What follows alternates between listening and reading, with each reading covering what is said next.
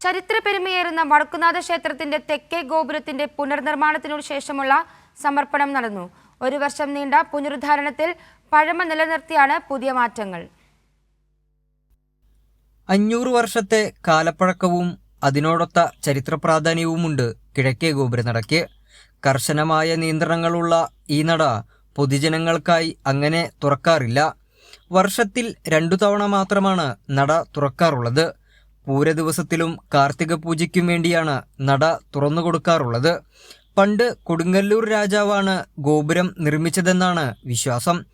1500 cubic അടി തേക്ക് തടി, 9 ടൺ ചുണ്ണാമ്പുകല്ല്, 6000 MP roofing tiles, terracotta flooring tile എന്നിവ കൊണ്ടാണ് പുനർനിർമ്മാണം പൂർത്തീകരിച്ചത്.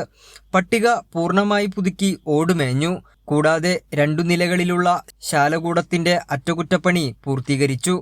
ഭിത്തിയിലെ അലങ്കാരപ്പണികൾ പരമ്പരാഗത കുമ്മായക്കൂട്ടുപയോഗിച്ച് പൂർണ്ണമായും പുതുക്കി.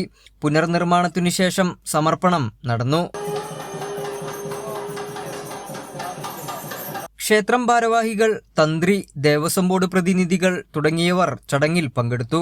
ഗോപുരത്തിന്റെ ആകെ വിസ്തീർണം 8900 ചതുരശ്ര അടിയാണ്. ആർക്കിയോളജിക്കൽ സർവേ ഓഫ് ഇന്ത്യയുടെ അംഗീകാരത്തോടെയാണ് ഒരു വർഷത്തെ പുനരുദ്ധാരണം നടന്നത്. കൈരളി ന്യൂസ്, തൃശൂർ.